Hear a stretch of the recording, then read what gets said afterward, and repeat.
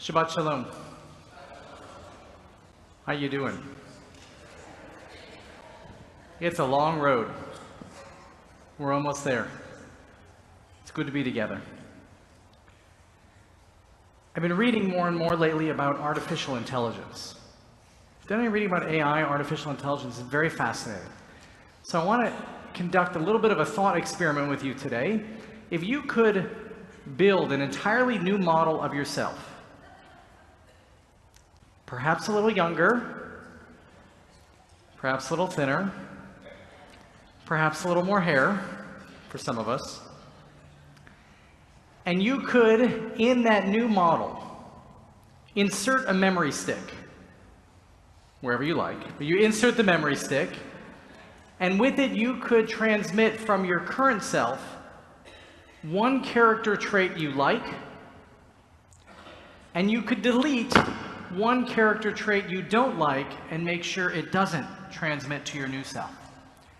So I want you to think for just a moment, what's one character trait that you would make sure went onto this memory stick and you would make sure it gets transferred over, and one characteristic trait that you would make sure got deleted before you transmitted to the new one. One characteristic trait you'd keep, one characteristic trait you would want to delete. Here we are, Shabbat Chol HaMoed Sukkot. We're in the midst of Zman Simchatenu, the season of our joy. We've made it through Rosh Hashanah and Yom Kippur. We've been in shul a lot. And we come now to this special Shabbat, and we encounter three very strange texts. We'll go in reverse order. We have our Haftarah, which just, if you sit and read the Haftarah, it is the war of Gog and Magog. It is the end of times. It's an apocalyptic battle between the good guys and the bad guys. And since we already read the Haftarah, I won't spoil the ending for you by telling you, we won. Good news. Then you come to the Torah reading. The Torah reading for Shabbat Chol HaMoed Sukkot seemingly has nothing to do with Sukkot, and it's all about God giving us the 10 Commandments for the second time. We know this story pretty well, right? Not the first set of 10 Commandments, but the second set of 10 Commandments. And then we read a little earlier, some of you were here, some not quite yet, about Kohelet, the book of Ecclesiastes. We read at this time of year the book of Ecclesiastes, which is among the most depressing pieces of literature in all the Tanakh, in all the Hebrew Bible. What gives? What is the connection between, for Shabbat Chol HaMoed, between Gog and Magog, the strange Haftarah, between the Torah reading that includes the second set of 10 Commandments, and one of the most depressing books in the entire Hebrew Bible? That's what we're called upon to wrestle with this Shabbat. And so I want to dig a little more deeply into each of those sacred texts that we're challenged with this Shabbat, to figure out what in the world are our rabbis, what in the world is God trying to tell us today. So if we look at our Haftarah, we have this great apocalyptic battle, the end times, the war with Gog and Magog. Right? What could it possibly mean? And if we look at what Ezekiel, the prophet Ezekiel, is trying to tell us in our Haftarah this morning. Ezekiel lived in the midst of the Babylonian exile. He prophesied about a time when the Israelites would be allowed back to the land of Israel. But it wouldn't be so easy. There we would get back to Israel, we would get comfortable, and the enemy would come upon us. The enemy would come upon us just as we got comfortable, and there the enemy, Gog, would try to destroy us. We would go through great destruction, great suffering, but at the end God would get involved, and we would rebuild, and then finally there would be an era of peace. Then finally the Beit HaMikdash, the Holy Temple, would be rebuilt. Then we would really be together again as a people and as a nation.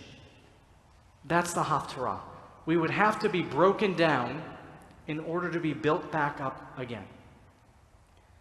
And if we come to our Torah reading, and we go back a little bit, what happens immediately before the giving of the second set of 10 Commandments? Anyone remember? What happens immediately before the giving of the second set of 10 commandments? The golden calf, the Egel Zahav. Right? Remember, Moses came down with the first set of 10 commandments. The first set of 10 commandments were written by God. They were wonderful. And if you remember the scene from History of the World, Moses actually comes down with 3 sets of tablets. And he drops one. And he says, God has given us these 10 commandments for all to enjoy. Right? But that's not how it goes. We know according to the Torah, first Moses came down with these 10 commandments. Moses sees the Israelites engaged in idol worship with the golden calf. Moses throws down the 10 commandments. And he goes back up on the mountain for another 40 days. And he comes down on what our rabbis teach us is the 10th of Tishrei, Yom Kippur. And Moses gives us a second set of 10 commandments. This set not written by God, but written by Moses' hand himself. And this is the pact that goes forward with the Israelites. You remember what was carried in the Aron, in the Holy Ark throughout the wilderness? It was the shattered first set of commandments, and it was the rebuilt second set of commandments. The story of Gog and Magog, the Haftarah, a story of rebuilding. The 10 commandments, not the first set, the second set, a story of rebuilding. And I want to take a look with you for 1 minute, if we can, at Kohelet, the book of Ecclesiastes. And I want to turn to chapter 3, which is a chapter with which many of us are very familiar. Because if I were to say to you, to everything there is a season, you would say, turn, turn, turn. Because it was a beautiful piece of music written by Pete Seeger, performed by the Byrds, but the lyrics were actually written by King Solomon. Well, he didn't do the turn, turn, turn part, but everything else is King Solomon's. And so in chapter 3 we read, L'chol zman ve'et l'chol chefetz tachat hashamayim. A season is set for everything, a time for every purpose under heaven. Et laledet ve'et lamut. A time for being born and a time for dying, a time for planting and a time for uprooting the planted, a time for slaying and a time for healing, a time for tearing down and a time for building up, a time for weeping and a time for laughing, a time for wailing and a time for dancing.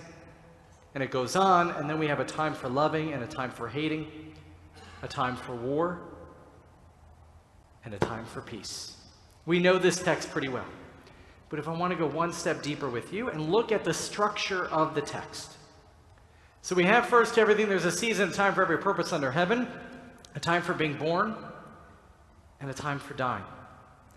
A time for planting, and a time for uprooting. Right? We start with the good, and then we go to the bad. Then we come to the next verse. A time for slaying, and a time for healing. A time for tearing down, and a time for building up, a time for weeping, and a time for laughing, a time for wailing, and a time for dancing. What do we see with the structure of this chapter of Kohelet? This. We start here, we get broken down, and then we rebuild even stronger than we were before. We start here, we get broken down, we rebuild, and we are even stronger than we were before. And we'll come here again to verse 8, a time for loving, and a time for hating, a time for war, and a time for peace. If we look at that cycle, we have here the secret to life, as we are reminded each and every year at the High Holy Days. Because what do we do beginning in the month of Elul, the month immediately preceding Rosh Hashanah? We begin to break ourselves down. We begin to perform cheshbon hanefesh and really look at the parts of ourselves we don't like. And then we get to Rosh Hashanah and we go even lower. And we begin to place ourselves in judgment before the Holy One, exposing all of the parts of us that we really don't like. And then we get to Yom Kippur. And whether we want to admit it or not, Yom Kippur is the day of our death. It's the day we come face to face with the reality that there's going to be an end to all of this. But what happens immediately after Yom Kippur? We go from death to resurrection. We go from the season of judgment to Zman Simchatenu, the season of our joy. We go from eating and feasting to moving outside of our houses and living in these flimsy huts and finding within that the true joy. The true joy. We go from here during the year to Elul, to Rosh Hashanah, to Yom Kippur, where we're at our lowest, where we experience death, and then the resurrection begins. And we actually come out, and here we are in Sukkot, rebuilt, even better than we were before. We took the character traits that we liked, and we carried them forward with us into the new year, and we say we're going to do it even better than before. And we take those character traits that we didn't like, and we leave them in 5779. We leave them in the previous year. We don't need them in the rebuilt, better selves. Rabbi Harold Kushner tells a story that he had a friend of his who was a real Torah scholar and was a marital counselor. And couples would come to him when they were really struggling with their relationship, and they would come to him and say, "What can we do?" And so what would this counselor do, this Torah scholar do? He would congratulate them. He would say, "Welcome to the next phase of your lives." And he would tell them the story of the 10 Commandments, how the first set was written by God, and it was pristine, and it was beautiful, and it was easy. And then how those 10 Commandments were destroyed and ultimately rebuilt by Moses' hand, probably even better than they were in their beginning. And this counselor would say, so too is a relationship. When you get married, everything's great. You're newlyweds, everything is perfect, you're on cloud 9. But then you hit an obstacle. You hit a wall.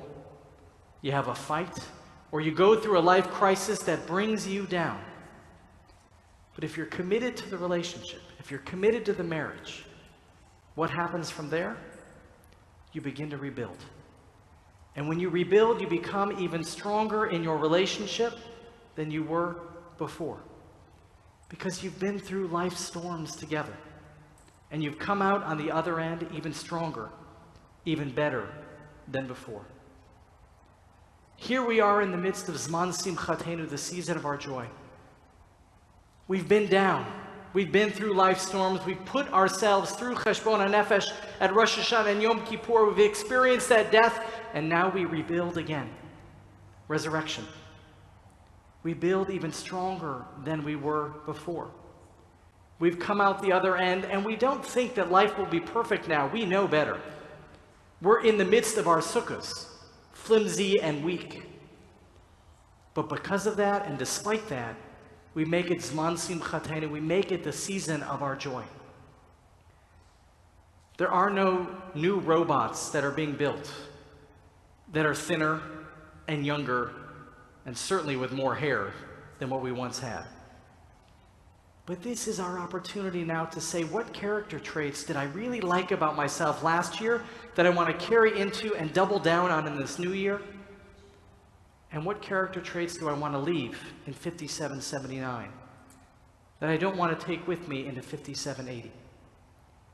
Perhaps in this new year, you want to make your life of gratitude even more grateful. You want to come to shul more often. You want to say thank you more often. You want to just be an even more grateful person. Perhaps in last year, you gave tzedakah, but you didn't give as much as you really could. And you want to take that attribute of tzedakah and double down on it in this new year to carry forward. Perhaps you want to volunteer more. Last year you did a little bit of volunteering, but this year you really want to commit 1 hour a week, 1 hour a month, whatever it is, a little more than last year to carry with you into the new year. Or perhaps last year you took some opportunity to experience joy. But in this new year, as you rebuild, you really want to make it a Zman Simchatenu, a season of joy and celebration. Because when we break ourselves down, we can rebuild ourselves even better. That is the message of Shabbat Chol HaMoed Sukkot. I challenge you. What characteristic trait are you going to carry with you into the new year and double down? What characteristic trait can you leave behind? Because this, right now, is the time to rebuild. Shabbat Shalom.